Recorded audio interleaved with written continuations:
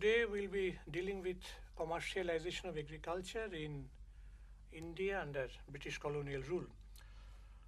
We propose to divide our discussion into some sections.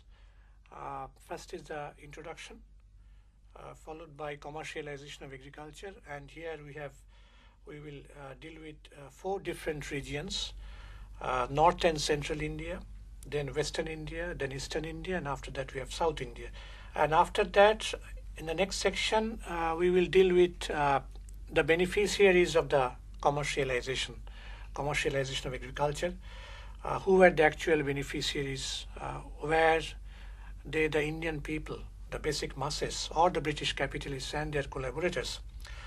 And in the last section, we will make a brief summing up.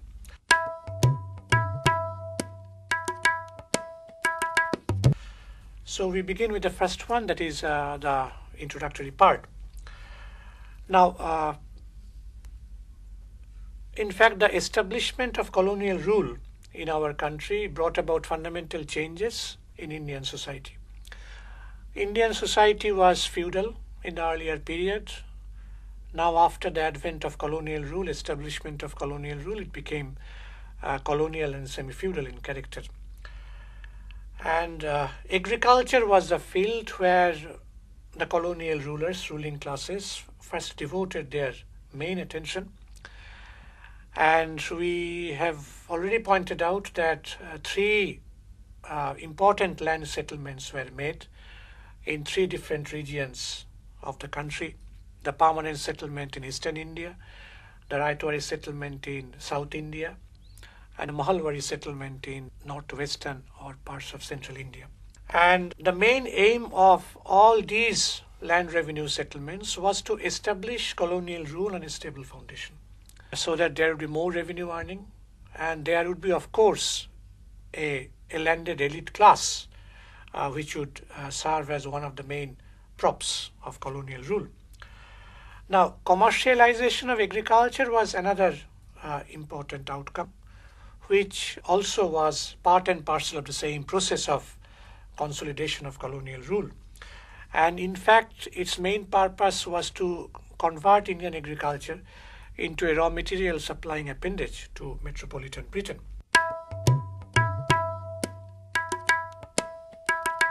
Commercialization of agriculture normally means production of agricultural commodities and their sale for cash. Now, that is clear meaning of the term commercialization. But production of this type, commodity production of this type, existed in our society in the pre-British days. There was nothing new in it, in this particular thing. And in fact, it did not signify any institutional change. Now, when British colonial rule was established, the commercialization of agriculture assumed a broader meaning. It's a new meaning, and it meant the participation of the peasants in the market process, development of a land market, development of also an output market, and the consequent differentiation of the peasantry. Now, that was something entirely new, features which were not there in the pre-British period, in the period before the colonial rule was established. And all these features, this participation in the land market, in the agricultural market, the development of a land market, output market, etc., and this differentiation. Now, all these are integral parts of the capitalist system. Now, it has been pointed out by K. Bharadwaj that commercialization in output markets was stimulated by external factors also. Of course, one very important external factor was the presence of colonial rule. That is the most important one, no doubt about it. And along with it, there were transport links, a transport network, which of course came with the railways, particularly with the development of the railway system at a later period. Then we have India became part and parcel of a global market since she became a colony. So she no longer remained more or less isolated from the world outside. It became part of a global network because of the fact that British Empire was the only world empire at that stage. And so it became part and parcel of a number of forces which were not there in the days before colonial rule intervened in our society. As a matter of fact, in the first half of the 19th century, as Marx pointed out, a new and international division of labor arose. And India was forcibly converted into a country which produced raw materials such as cotton, indigo, opium, tea, etc., and many other things, some directly for British industries. And this brought about the destruction of the old union between agriculture and handicrafts, complete colonization of Indian economy, and the conversion of the Indian economy into an appendage of the metropolitan economy. One can, in this connection, also refer to Marx's concept of the Asiatic mode of production. Of course, this concept was Marx's earlier concept, and he, of course, revised that concept at a later period of time. Let us now take up the different regions one after the other.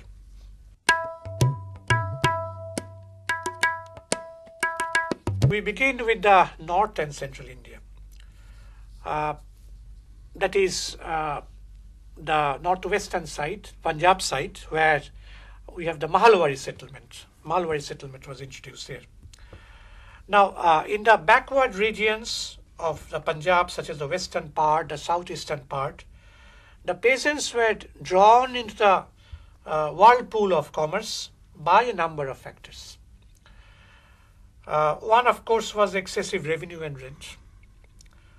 Then there was insecurity of harvest owing to low rainfall, natural reason. Then lack of fertility of the soil. Then lesser irrigational facility. These were some of the factors which forced the peasants into the field for the production of cash crops or commercial crops. And there was the combination of trade and usury, which naturally forced them to take advances. So the Dadun system developed as a result. And it was very strong in those areas, in the western side or southeastern side of the Punjab region. The situation, however, was a bit different in central Punjab and the canal colonies. Canal colonies were those colonies where new areas where British settled people who had very much tied up with them, pro-British people, through canals. And these regions came to be known as the canal colonies. That is in the second half of the 19th century, after the revolt of 1857, of course. And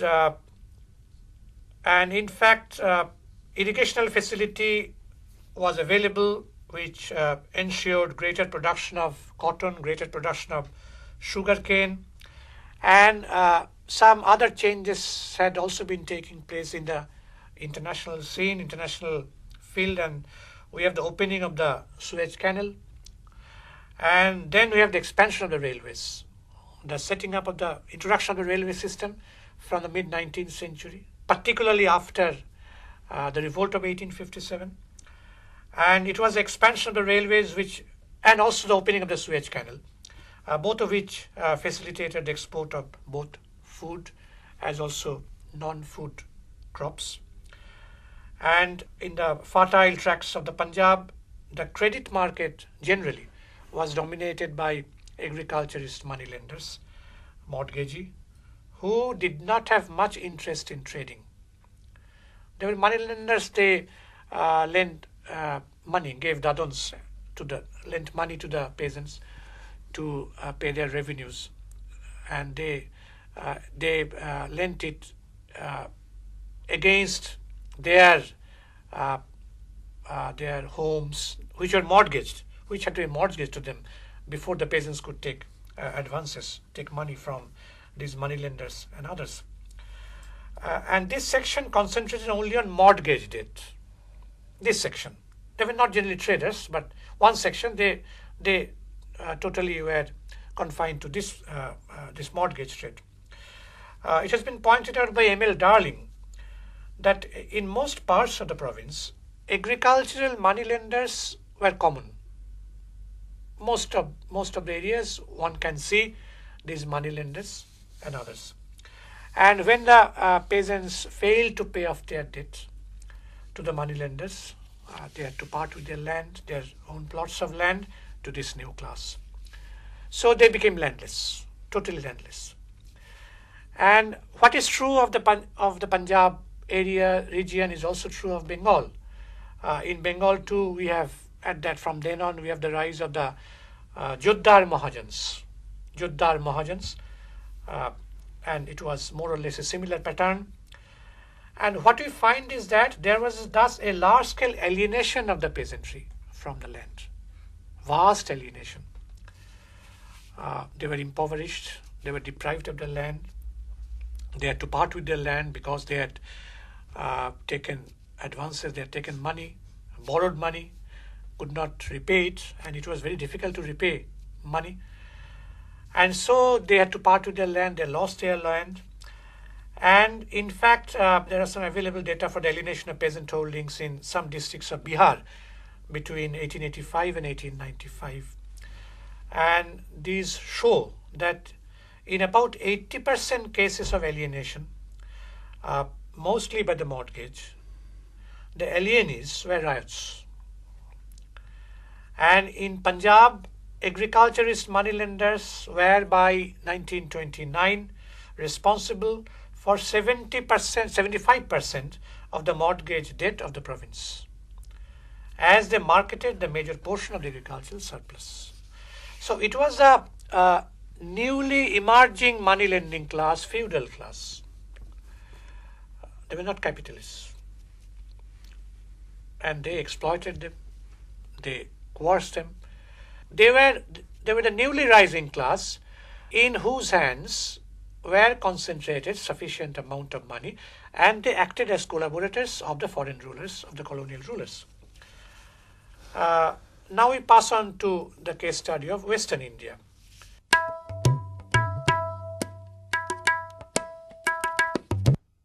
Commercialization got an impetus here in the 1860s when there was the American Civil War. Now, at the time of the Civil War in America, raw cotton exports into Britain from USA stopped because of disturbances, because of many other things. And as a consequence, there was a huge deficit of raw cotton in the British market. So Britain then had to look towards India. They also looked towards China, but they also looked towards India. And the most suitable area for cotton production, of course, was the Bombay-Deccan region. And side by side, as we have pointed out, there was expansion of the railway network, which connected most parts of the country. First, to begin with, the major cities and towns, port cities, and then the interior and other areas. And it was so the development of the railways, the development of the irrigational networks facilitated cash cropping and exports. Sugarcane in the Deccan and Gujarat, tobacco in Gujarat, groundnuts in Satara, cotton in Gujarat and the Deccan, all these were cash crops. Peter Harnett, another scholar, has shown that owing to rise in demand, cotton prices rose by 132% between 1860-61 and 1869-70, and the acreage under cotton increased by 97%. So cotton was a very important export item, a very important cash crop, because there was a heavy demand for cotton in the European market, in Britain herself. One Japanese scholar, Fukazawa, he said that the great expansion in internal and foreign trade had given the village moneylender more freedom of action, more freedom to maneuver. And it means that sale value of land increased when we have more and more demand for cash crops. So land became a very important commodity, alienable property, saleable commodity. It became saleable after the permanent settlement, land settlements. So it increased, and whenever there was any non-repayment of debt, so for the recovery of the debt, the court, justice, the judicial system, they enforced transfer of land from one hand to another. And in most cases, it was the peasants who suffered.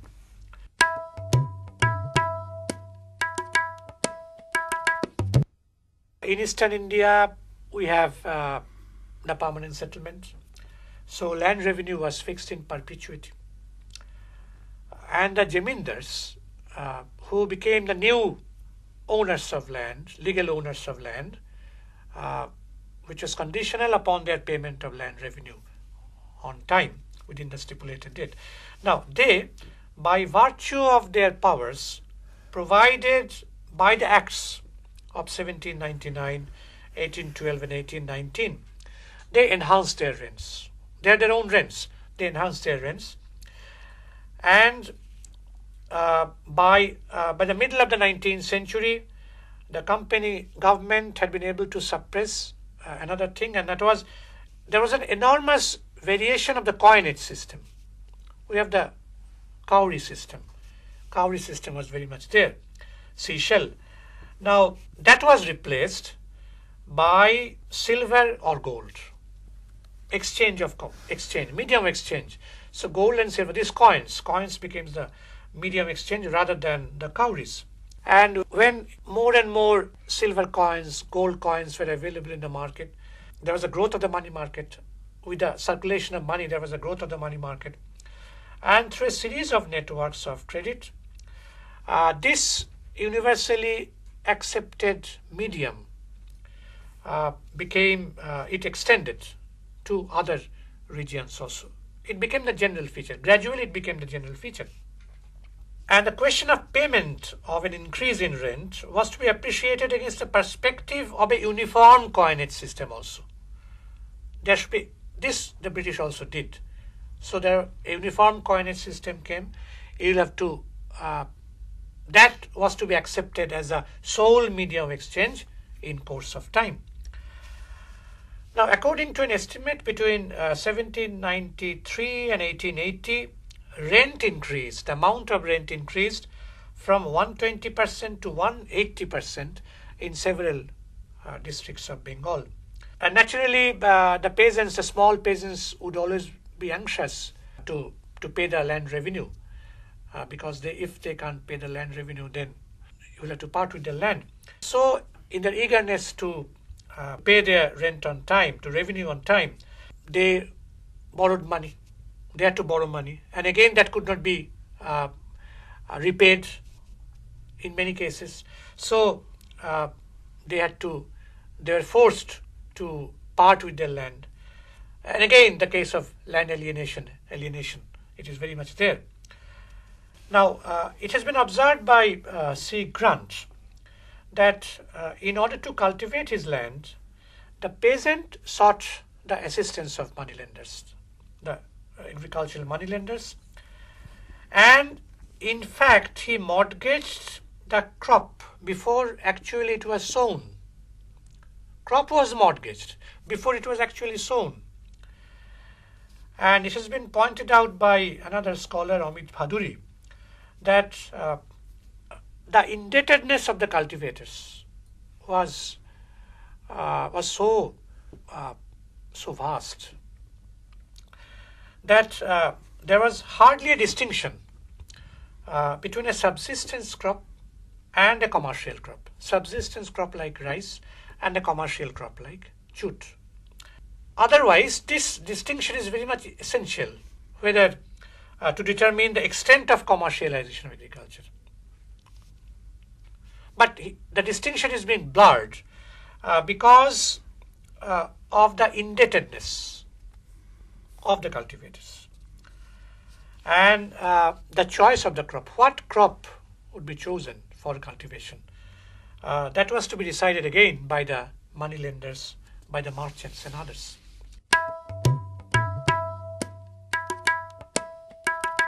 Sir, my question is, what were the differences between the moneylenders of this age and the moneylenders of the past? Yes, moneylenders were there in ancient India also. One can talk about the Shreshtin, when there was the emergence of Mogul, there was the emergence of universal monarchies. Moneylenders were there, Shrestins were there, merchants were there. Now, but the moneylenders of those times, of course, they were different from the moneylenders of in colonial India. When we talk about the colonial India, moneylenders were very much part and parcel of another historical process, socio-economic process. These moneylenders, many of them emerged in the new colonial situation, and they were integral parts of the colonial machinery of tribute extraction, revenue extraction. In fact, there were a large number of intermediaries. It was they who helped the peasants, in fact the jamindars also, to pay their land revenue to the state. So they were part of the same process, and they were part and parcel of the state, domestic collaborators, who benefited from colonial rule. So this was something different, different from the old situation. Sir, why was railway introduced in India? Railways were introduced in India for a number of reasons. One, of course, was the political reason, the necessity for politically unifying the whole of India.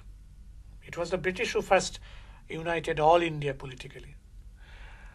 The other was a military reason, that is, particularly during the revolt of 1857.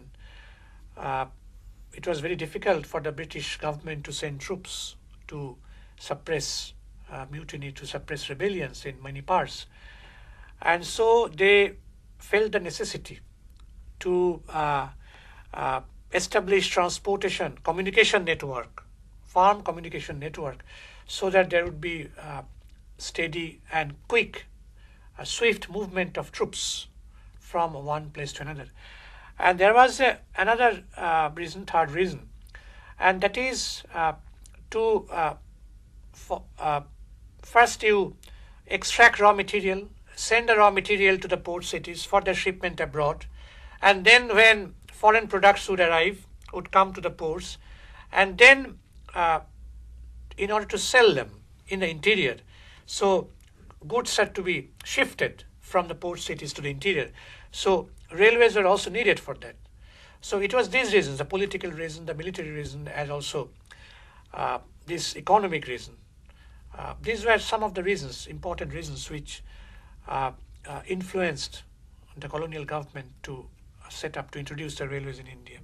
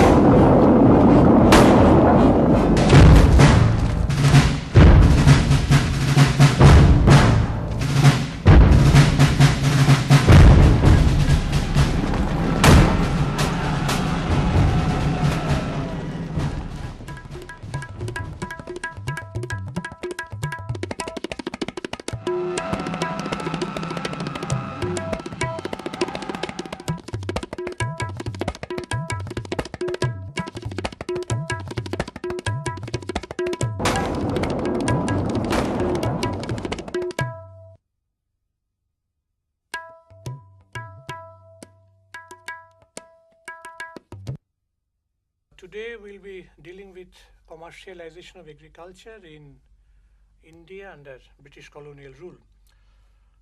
We propose to divide our discussion into some sections.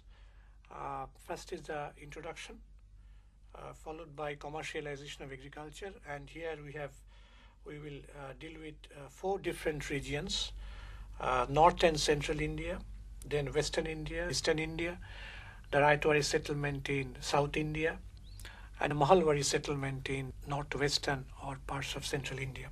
And the main aim of all these land revenue settlements was to establish colonial rule on a stable foundation, so that there would be more revenue earning, and there would be, of course, a landed elite class which would serve as one of the main props of colonial rule. Now, commercialization of agriculture was another important outcome, which also was part and parcel of the same process of consolidation of colonial rule. Then Eastern India, and after that we have South India. And after that, in the next section, we will deal with the beneficiaries of the commercialization of agriculture. Who were the actual beneficiaries? Were they the Indian people, the basic masses, or the British capitalists and their collaborators? And in the last section, we will make a brief summing up.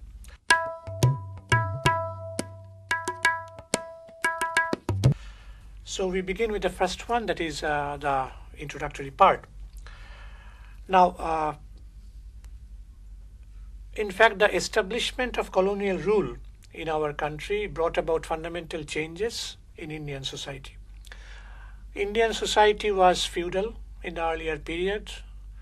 Now, after the advent of colonial rule, establishment of colonial rule, it became colonial and semi-feudal in character. And agriculture was the field where the colonial rulers, ruling classes, first devoted their main attention. And we have already pointed out that 3 important land settlements were made in 3 different regions of the country. The permanent settlement in